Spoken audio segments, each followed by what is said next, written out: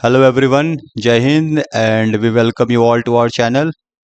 So today's session is going to be very interesting and आज का session में हम लोग डिस्कस करेंगे how to start your studies related to mathematics and for sure जितने भी स्टूडेंट है who will appear in the coming year like 2027 board exam, ठीक है, तो some tips will be given how to tackle how to improve your mathematics and I assure within 3 to 4 months you will be able to cope up with this subject in a very decent manner. So this session is going to be very interesting. Be focused. कुछ predictions लेकर आया है but I have nothing to do with this all predictions. Okay, I am strictly against the predictions. जितना भी teacher लोग predictions करते हैं I strongly oppose this all thing, क्योंकि प्रेडिक्शंस कहीं ना कहीं तुम लोगों का नॉलेज जो एनहेंस होगा उसको ये बाउंड अप करने में बहुत एज अ बर्डन तुम देख सकते हो, ठीक है. That is going to restrict your knowledge, so please study very sincerely. और जहां बात रहेगा नंबर का तो always remember one thing that knowledge will be very important comparing to that marks. अगर नॉलेज तुम्हारा क्लैरिटी अच्छा है then for sure you are not going to get panic during the exam time and you are going to score a very decent mark. तो आज का session में हम लोग डिस्कस करेंगे how to approach how your study patterns will be related to mathematics. Okay, and we will try to deal. एक बात हमेशा याद रखना, ठीक है, स्टार्टिंग में सबको लगता है कि उसका मैथ्स या तो जीरो लेवल पे है या तो बहुत हाई लेवल पे है, ठीक है. सम ज्ञान का बात विल बी गिवन, ठीक. तो just be focus and you are going to find this session to be very interesting, right. तो एक एक इंसान है जिसको लगेगा कि मेरा मैथ्स जो है वो बहुत जीरो लेवल पे है and another person will come और उसको लगेगा कि मेरा मैथ्स जो है ना वो बहुत हाई लेवल के है. तो एक सच्चाई यही है कि ना किसी का मैथ्स हाई लेवल पे रहेगा ना किसी का मैथ्स जीरो लेवल पे रहेगा. तो everything is going to depend on your practice. Just keep this in mind कि जितना भी मैथमेटिक्स में जो भी स्टूडेंट अच्छा नंबर लाएगा the main thing will be practice, nothing else, ठीक है. तो you have to practice the multiple question plus concept related, क्यों उसका जो कंसेप्ट है रिलेटेड टू क्वेश्चंस वो कैसा है. तो अगर ये दो चीज है किसी के पास then for sure he is going to score 95 plus in the coming examination, ठीक है. बट फिर हम बोलेंगे कि दिस सेशन इज नॉट कि कैसे स्कोर करना है क्या करना है. Always keep one thing in mind, ठीक है. Let me bring another slide, ठीक है. तो हमेशा याद रखना पहली बात जो कि बहुत इंपॉर्टेंट है, ठीक है, लाइक, ठीक है. तो हमेशा एक याद रखना एक बात कि अगर हम लोग मैथ्स का जैसे देख रहे हैं लाइक रिलेटेड टू टेंथ, क्योंकि यहाँ पे हम सिर्फ मैथ्स को लेकर डिस्कस करेंगे and we will try to cover up all the subject but the main focus will be on mathematics and science subject, right, and computer. तो एक बात हमेशा याद रखना, अगर किसी भी स्टूडेंट को अपना मैथ्स को एक अलग लेवल कर लेकर जाना है तो हमेशा याद रखना कि मैथ्स का जो टेंथ लेवल पे रहता है, like if I am writing from 6 to 10, ठीक है, फ्रॉम 6 to 10 का मैथ्स का जो भी पैटर्न रहेगा ऑलवेज रिमेंबर कि ये सब जितना भी कॉम्पिटेटिव लेवल पे जाओगे ना, ठीक है, कॉम्पिटेटिव लेवल पे जो भी एग्जाम रहेगा, लाइक अगर हम यहाँ पे कुछ एग्जाम का मेंशन करें, लाइक अगर हम बात करें सीडीएस को लेकर कॉम्बाइंड डिफेंस सर्विसेज, अगर हम बात करें यहाँ पे कैट को लेकर कॉमन एप्टीट्यूड टेस्ट, अगर हम बात करें एसएससी, ठीक है. तो जितना भी अच्छा लेवल ऑफ एग्जाम है सब में एक पार्ट रहेगा जिसको हम लोग बोलते हैं मैथमेटिक्स और क्वांटिटिव एप्टीट्यूड बोला जाता है, ठीक है. तो उसमें जो भी मैथ्स रहेगा that is basically going to ask you the concept from 6 to class 10th, ठीक है. 11th-12th का अगर हम लोग बात करेंगे तो वो हो जाएगा तुम लोग जब आईआईटीज को लेकर दोगे, ठीक है, एनडीए को लेकर दोगे then 11 and 12 mathematics will be important. But अगर हम बेसिक मैथ्स का बात करें ना तो 6 से लेकर 10 तक जो भी मैथ्स का सिलेबस रहेगा they are going to ask from the same syllabus, ठीक है. तो भाई ऐसा क्या हो जा रहा है कि 6 से 10 तक जब मैथ्स को पूछा जा रहा है then why the student is getting panic regarding this subject. तो सबसे मोस्ट जो इंपॉर्टेंट बात है ना वो ये है दैट इज सब एग्जाम में एक इंपॉर्टेंट मैटर होगा that will be your time management, ठीक है. ये बहुत इंपॉर्टेंट रोल प्ले कर देता है that is my time, how to manage the time, ठीक है. और दूसरी बात जो रहेगा योर रिगार्डिंग कंसेप्ट, ठीक है, and the third that is your practice. अगर ये तीन चीज कोई भी स्टूडेंट के पास है they are going to tackle with this topic in a very decent way, ठीक है। ये हम वीडियो इसलिए बना रहे हैं क्योंकि जस्ट अभी रिसेंट एग्जामिनेशन जो हुआ था लाइक सीबीएसई 2026, ठीक है, इसका अगर मैथ्स पेपर देखोगे तो लगेगा कि they are asking something very extraordinary, but ऐसा बिल्कुल नहीं है।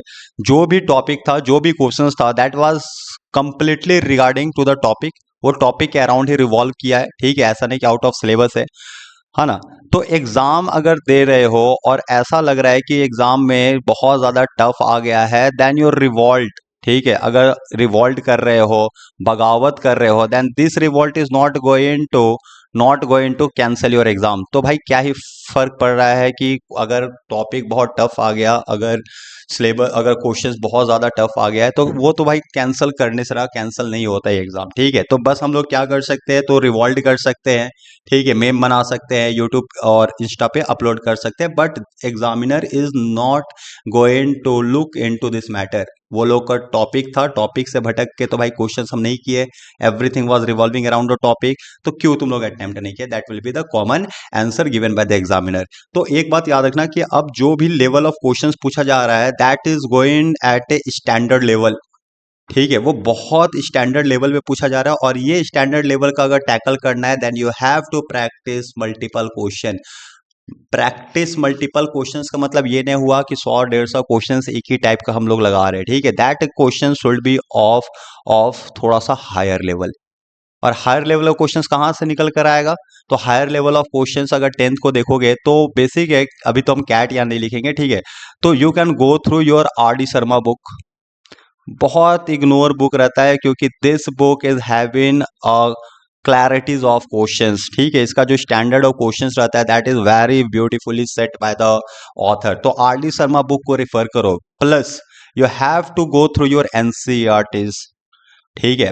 अभी क्या हुआ था, जितना भी CBSE aspirant, sorry CBSE candidate लोग था, ठीक है, जो अभी एग्जाम दिए रिसेंट में, they were mainly focusing on this NCERT, ठीक है, क्योंकि भाई एक ही मोटो है, every student is having a single motto, that is mark, ठीक है। हमको कोई भी हाल में ना नंबर लेकर आना है, आप जैसे भी नंबर आ जाए, अगर हम कोई प्रेडिक्शंस कर दे और उस प्रेडिक्शन से क्वेश्चंस आ गया, बहुत खुश, हम तो बहुत तेज थे, नंबर आ गया, but keep this in mind कि एग्जाम जो दे रहे हो, in that your time management should be, ये कैरेक्टर एक कैंडिडेट के अंदर डेवलप होना चाहिए जब वो लोग 10th एग्जाम के लिए अपियर कर रहे हैं, that is their time management.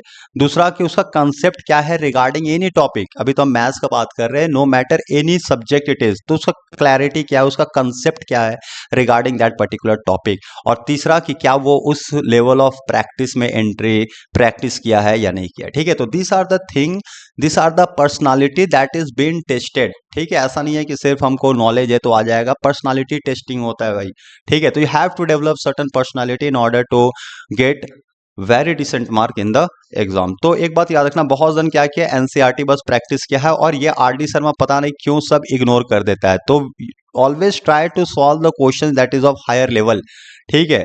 घर पे एरर करना is not a big thing, rather committing the error in the examination hall, that is very clear to be known, ठीक है। तो भाई घर पे एरर करो, जितना करना है घर पे प्रैक्टिस करो, घर पे क्वेश्चंस को सॉल्व करो, देखो, बट एग्जामिनेशंस में मौका नहीं मिलता है एरर को रिफ्लेक्ट करने के लिए, ठीक है। तो you have around 7 to 8 months आराम से। अभी अगर देखोगे स्टार्टिंग फेज में तो 7 to 8 months है, ठीक है, और 10th का syllabus is basically been completed, max जो लगेगा ना वो 4 months, इससे अधिक नहीं लगना चाहिए, ठीक है। मैथ्स का सिलेबस 4 months के अंदर ये कंप्लीट होना चाहिए, आई विल बी देयर, ठीक है, कंप्लीट होगा मैथ्स का syllabus with in 10 months, this is sorry with in 4 months, ठीक है। और तो ये 7 to 8 months हम इसलिए लिखे हैं कि उसके बाद सिर्फ और सिर्फ क्या होगा, तो प्रैक्टिस, और कुछ नहीं भाई। एक बार सिलेबस कंप्लीट हो गया तो ये प्रैक्टिस प्लस जो भी नाम दे दो, इसका रिवीजन दे दो, दिस इज वेरी इंपॉर्टेंट। अगर ये नहीं कर रहे हो तो फिर क्लैरिटीज कॉन्सेप्ट लेकर कोई फायदा नहीं, क्योंकि वो कभी ना कभी जाकर किसी ना किसी मोड़ पे उसको भूलने ही वाले हो। तो प्रैक्टिस इज वेरी इंपॉर्टेंट, ठीक है, तो प्रैक्टिस करना है। Try to follow this two book for CBSE, that is very important, ठीक है। हाँ, तो हम यहाँ पे हम ये डिस्कस करने वाले हैं कि एक बात हमेशा बेसिक याद रखना कि if you are appearing for 10th, ठीक है, if you are appearing for 10th, please अगर मेमोरीज के अंदर है ना तो ये सब डिलीट करो, क्या कि हमको मार्क्स चाहिए, सबसे इंपॉर्टेंट तो ये रहना चाहिए, हमको मार्क्स चाहिए, हमको 100% चाहिए, हमको टॉपर बनना है। अबे नहीं भाई, ये सब तो इंपॉर्टेंट है ही ना, सेकेंडरी आ जाता है, मार्क्स चाहिए चाहिए। पहली जो क्लैरिटी रहना चाहिए दैट इज कि अगर टेंथ में कोई भी टॉपिक पढ़ाया जा रहा है तो इसका वजूद क्या है, क्या ये बाद में इसका कोई एग्जिस्टेंस रहेगा या नहीं रहेगा, ठीक है। तो अगर ये कोई टॉपिक पढ़ रहे हो तो you should have a clear idea regarding the topic which you are studying. तो पहली तो आइडिया डेवलपमेंट रहना चाहिए, क्लैरिटी रहना चाहिए, कंसेप्ट रहना चाहिए भाई, ठीक है। Plus solving multiple question practice रहना चाहिए, रिजल्ट तो अपने आप बिल्ट हो जाएगा, ठीक है। दूसरी बात, we will try to cover up, अगर हम कोई भी क्वेश्चन सेट कर रहे हैं, कोई भी क्वेश्चन अगर हम यहाँ पे डिस्कस कर रहे हैं, तो कीप दिस इन माइंड कि वो क्वेश्चन या तो कैट्स से रहेगा, that will be questions of CDS, या वो क्वेश्चन एसएससी का है, ठीक है। ये सब जो एग्जाम है they are basically of higher level comparing to your tenth exam, ठीक है। तो अगर ये हम लोग जो यहाँ पे डिस्कस करेंगे related to CAT CDS and SSC, और यहाँ पे अगर हम लिख दे that is my R D Sharma one of my favourite book, ठीक है। तो अगर ये सब बुक से हम लोग डिस्कस करेंगे तो basic is thing that you are going to get the clear idea, you are going to get the concept, you are going to get the multiple questions through which you are going to practice your questions. So the basic idea is that जितना भी अगर trouble हो रहा है, face the trouble during the preparation time rather than facing it during the examination time. This thing should be very clear to your mind. अभी से ही mind को ये बता दो कि हमको तो हायर लेवल ऑफ क्वेश्चंस को सॉल्व करना है। प्लस इफ यू वांट, ठीक है, एक सेट ऑफ क्वेश्चंस भी रहेगा that will be regarding your Olympiads. क्यों छोड़ना भाई ये सबको, ओलंपियाड्स पे फोकस करो, क्या दिक्कत है, ओलंपियाड्स पे फोकस करो, क्योंकि ओलंपियाड जो होता है that is of your international level, ठीक है। This is of your international level. अगर तुम लोग कोई भी इंटरव्यू में जाओगे और इंटरव्यूअर या कोई भी तुम सर्टन रेज्यूमे ही बना रहे हो, तो वहां पे ये नहीं बोल सकते हो कि हमको नाइन्थ में I was the topper of ninth, I was the topper of eight. They doesn't care भाई, उन लोग को कोई मतलब भी नहीं है, दे डोंट केयर। अगर वही इंस्टेंट में अगर बोलोगे कि I have qualified for this international olympiad related to maths, this is going to add some weightage, right? This is going to add some weightage in your resume. So be prepared, world is moving at a very great speed, so you need to cope up. So if you are preparing, prepare for this whole thing, olympiad related question, prepare from cat question, prepare from cds question, कि अगर बाद में जाओगे after appearing your graduation, ऐसा तो नहीं है tenth के बाद पढ़ाई छोड़ दोगे, you will enter into twelfth, you will complete your graduation BTech, and after that you have to at a certain instant, अगर in the field of study रहोगे तो you are going to tackle with this all examination, ठीक है। तो in that case you are, अगर अभी से ही फोकस करोगे इन टेंथ स्टैंडर्ड, तो you are having a good clarity. जहां पे एक स्टूडेंट स्ट्रगल करेगा चीज को समझने में, वहां पे तुम लोगों को पता चलेगा कि this all thing I have already studied. तो this is the main motto behind my conducting this maths class. Rest if you are thinking you are through this video you are going to get the guidebook, तो you are, I am extremely sorry for that, right? हम यहाँ पे ये इसलिए नहीं बैठे रहेंगे, obviously if you will have any doubt I am going to tackle with that, but for sure I am not going to solve your NCERT's related question. There will be questions, but those questions that is having some weightage, right? So in this video I'm not going to solve the questions regarding NCERTs, regarding any simple questions. If you are here to build your concept from zero level, again I am saying, if you're here to build your clarity in mathematics from zero level to higher level, right? तो अगर यहाँ तक तुमको अगर लग रहा है कि मेरा मैथ्स जो है वो जीरो लेवल पे है और हमको इसको लेकर हायर लेवल पे जाना है, be strict to this video, and for sure I give you assurance that you are going to make till higher level, ठीक है। तो इमीडिएट अब अगर मॉडरेट का अगर हम बात करें, राइट, यहाँ पे अगर हम बात करें मॉडरेट को, तो keep one thing in mind कि जीरो लेवल का मतलब ये नहीं होगा जीरो लेवल लाइक टेबल याद है, एडिशन सब्ट्रैक्शन ये सब आ रहा है, this is according to me my zero level. Moderate level मतलब क्या हुआ कि you are able to solve your books related question, books like NCERTs, your any book that is been referred to your school, जो school में चल रहा है, that all book, this is of your moderate level. और अगर हम higher level का बात करें तो here it include the CAT questions and olympiad question. If you are if you are going to tackle this all thing, stay in my video, and for sure I am going to make you reach till this level by clarity, by practices, and by solving you the multiple question. ठीक है, तो this is my the motto behind conducting this class. Any student, those who are really very serious to build their mathematics, or they want to visualize the mathematics in a very decent way, in a very clear method, be stick to this video. Obviously, the video will be conducted in bilingual, like in Hindi as well as the English, so you won't have any problem regarding the uh, that like language won't be a barrier to this classes. ठीक है, और maths में क्या ही language है, everything is certain. सो अब बात को समझे, तो अगर यहाँ तक मैटर समझ में आ गया तो you will be very clear कि हम बताना क्या चाह रहे हैं. तो for me getting mark is the secondary. First is you need to develop the knowledge. अगर तुम लोग को लग रहा है कि हमको ये 4 महीना में नॉलेज डेवलपमेंट करना है, stick to this video. With this knowledge it will come the confidence. और अगर भाई एक बार कॉन्फिडेंस आ गया ना, तो ये तो एक थ्री इडियट्स में डायलॉग है ना, तो ये तो नंबर जो है ना, मार्क्स जो है ना, automatically it is going to run and come to you, right. So be very clear. If you are going to join this class, some homework is given. Like homework अगर हम बात करें तो be very clear with the table related. Table like 20 तक का table याद रहना चाहिए. ठीक है, you should know addition, multiplication, that is very common. Table याद करके रखना. I find many student they are not knowing the table. तो 1 से लेकर 20 तक भाई टेबल याद करके रखो. If you are having time, learn the square and cube. ठीक है, स्क्वायर एंड क्यूब टिल 30 याद करके रखना. इफ अगर तुमको लग रहा है कि हमको मैथ्स का कैलकुलेशंस को भी अलग लेवल पे लेकर चलना है, तो दिस आर सर्टन लेवल. अब देखो, अब यहाँ पे जो हम स्लाइड लेकर आए थे, that slide has a very deep meaning. And I request every teacher कि ये जो प्रेडिक्शंस हो रहा है ना, दैट प्रेडिक्शंस इज कहीं ना कहीं making our student to gain a very little knowledge regarding any topic. ठीक है, तो ये देखो, ये जैसे था ना, ये तो हम प्रेडिक्शंस किए थे जस्ट बिफोर 1 डे एग्जाम. कल एग्जाम है तो हम आज ये लोग को प्रेडिक्ट करके दिए थे, like some of my student, to just go through this all certain thing. And और देखो, अब हम लोग देखेंगे कितना नंबर का क्वेश्चन यहाँ से आया था. But again I am saying, I am strictly against this all prediction. This prediction is going to deteriorate your knowledge. ठीक है, अगर हम हिस्ट्री का ये पेपर जो है ना, वो हिस्ट्री का है. एंड हिस्ट्री अगर हम बात करें आईसीएसई से लेकर, then you are going to get एक बात हमेशा याद रखना, जो भी आईसीएसई का हिस्ट्री है ना, उसको मजाक में मत लो भाई. क्योंकि हिस्ट्री का अगर आईसीएसई का बात हम लोग करेंगे, तो यहाँ पे जो सिलेबस रहता है, that is your complete modern history.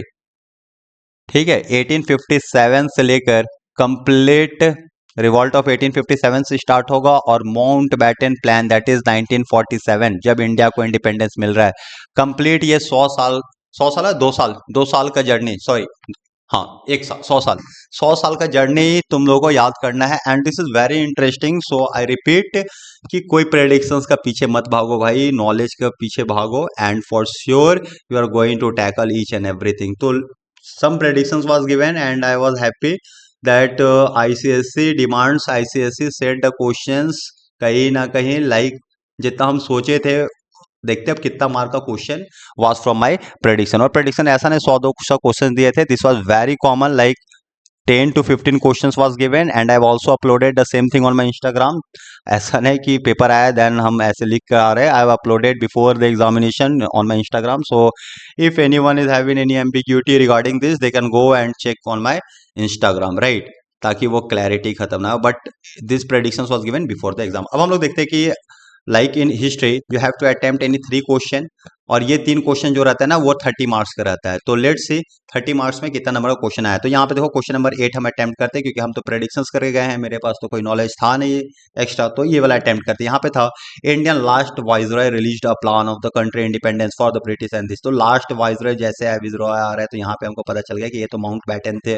ठीक है, फर्स्ट वाइसरॉय का बात रहता है, लॉर्ड कैनिंग आ जाता है, बट यहाँ पे लास्ट वाइसरॉय है तो भाई माउंट बैटन. और यहाँ पे हम साफ साफ लिखे थे Lord Mountbatten and its plan max possibilities. तो यहाँ पे था आइडेंटिफाई द वाइसरॉय.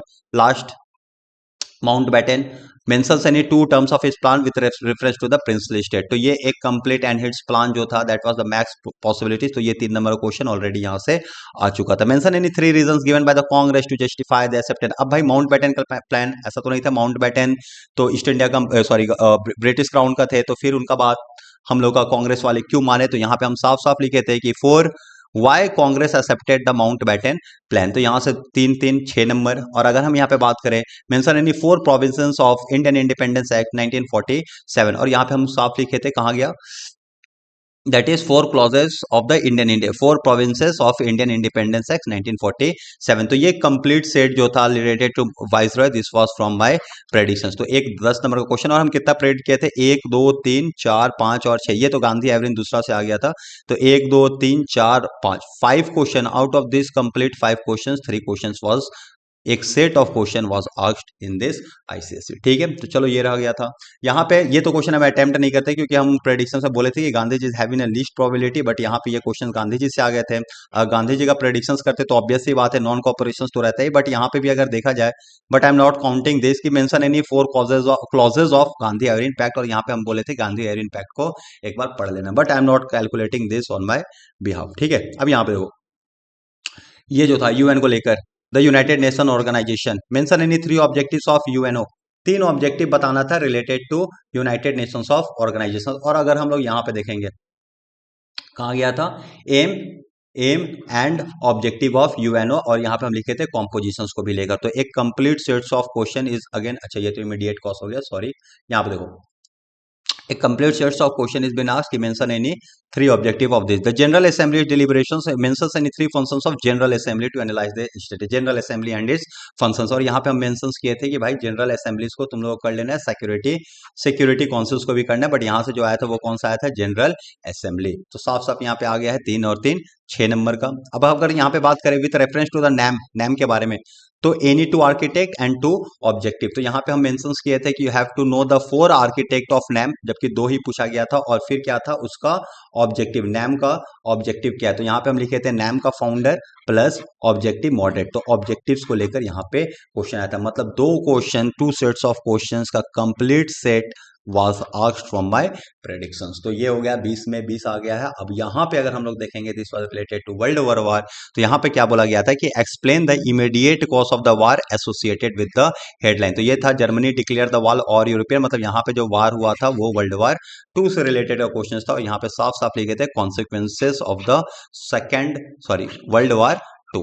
ठीक है, अब अगर हम यहाँ पे देखें तो according to treaty of Versailles, Versailles में बारे में अगर हम बात करें तो यहाँ पे 2 आया था, और यहाँ पे हम लिखे थे कि ट्रीटी ऑफ वर्साइल जो है इसको कंप्लीट सही तरीका से कर लेना है। तो कंप्लीट यहाँ से 3 3 6 नंबर का question was asked from out of 10। अब यहाँ पे mention name the 2 director this question this predictions, ये ऐसा कोई हम प्रेडिक्शंस किए नहीं थे। ठीक है, तो यहाँ से आउट ऑफ 6, मतलब ओवरऑल देखा जाए तो 24, ठीक है sorry 26 out of 30 number was asked from just this sheet of paper। But फिर हम यही बात बोलेंगे कि प्रेडिक्शंस करना टीचर का काम सही नहीं है, क्योंकि अकॉर्डिंग टू दिस तुम लोग का नॉलेज कहीं ना कहीं डिटोरिएट होगा। तो you are having maximum time, utilize it. भाई अध्ययन करो कि मॉडर्न हिस्ट्री हम 10th में क्यों पढ़ रहे हैं, very important chapter for your competitive exam. अब देखो यहाँ पे सेक्शन बी, बट 3 तो अटेम्प्ट हो गया था, आंसर एंडिटिव।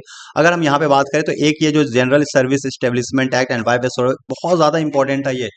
ठीक है, आया भी है। Enfield rifle becomes an immediate cause. भाई अगर 1857 पढ़ रहे हो, ठीक है, और एनफील्ड राइफल के बारे में और इमीडिएट कॉज के बारे में पता नहीं है, तो भाई ये सेट ऑफ द क्वेश्चंस तो अटेम्प्ट करने योग्य है ही नहीं। ठीक है, यहाँ पे क्या था, हाँ ये था mention any 4 changes that made by the British, और ये रिलेटेड टू 1857 मेरे प्रेडिक्शंस था, बट यहाँ पे प्रेडिक्शंस कहीं ना कहीं ज्यादा नहीं लग रहा था, बस एक ही आया था, that is my change in the army. ठीक है, हम बोले थे कि यहाँ पे क्वीन विक्टोरिया प्रोक्लेमेशन से लेकर आएगा administrative change with the end of Britain, मतलब 1857 का रिवॉल्ट के बाद से मेरा प्रेडिक्शन था कि क्वेश्चन आने वाला है, बट यहाँ पे सिर्फ एक ही क्वेश्चन आया था, that is my change in the army. और यहाँ पे हम लिख देते माउंटबेटन लास्ट वाइसरॉय, और इसका प्लान फिर से इंपॉर्टेंट है। ठीक है, कैनिन फर्स्ट वाइसरॉय, ठीक है, और Dalhousie that is lapse doctrines of lapse, इसके बारे में एक्सप्लेन करो। ये सब शायद अगर हो सके तुम लोग देख लेना, ऑब्जेक्टिव टाइप में ये सब से रिलेटेड क्वेश्चन है। मेन मोटो वाज कि यहाँ पे this was a very short predictions done by me and 26 out of 30 number was asked from the examinations. But again I am repeating, always be prepared for the toughest situation, go through the knowledge, have a certain idea कि अगर तुम लोग पढ़ रहे हो 1857 का sorry modern history के बारे में पढ़ रहे हो, then that is going to help you in the further. तो study in a very decent way, ठीक है, गेट सम गुड नॉलेज और इसके बाद भाई प्रेडिक्शंस करके जाओ, खुद से प्रेडिक्ट कर सकते हो, कोई बड़ी बात नहीं है, ठीक है, but first of all have the knowledge. So this was the reason behind making this video and as discuss in my previous slide कि अगर कोई भी स्टूडेंट अगर सीरियस से related to build their mathematics in the way I am seen the mathematics, ठीक है, तो do join, do watch our video and for sure your mathematics will be in a very decent way. So in mathematics we are going to complete our RD Sharma, यहाँ पे mention कर दे रहे हैं RD Sharma. We are going to see the questions regarding CAT plus CDS plus SSC, इससे related question every, ठीक है, plus your NCERT से जो क्वेश्चंस लगेगा कि अच्छा लेवल का है वहां से एनसीईआरटी। तो this all series, this everything. अच्छा एक चीज तो मिस ही कर गए, क्वेश्चंस फ्रॉम योर ओलंपियाड्स, ठीक है, और उसके बाद जब 3 से 4 महीना में यहाँ पे टैकल हो जाएगा, उसके बाद तुम लोग जब प्रैक्टिस करोगे तो योर प्रैक्टिस, योर बुक का question plus previous year question, ठीक है, यहाँ पे तुम लोग मैसेज कर देना। First of all let's complete our syllabus. So this is the thing which I want to say from my video. Content will be, तुम लोग पहले भी वीडियो अपलोड किए थे, go check there, you will find the content to be very useful, ठीक है, just be focus and I will try to complete the syllabus with in 4 months with a great clarity, with great concept and with the maximum questions. Till then, जय हिंद, जय Bharat, thank you.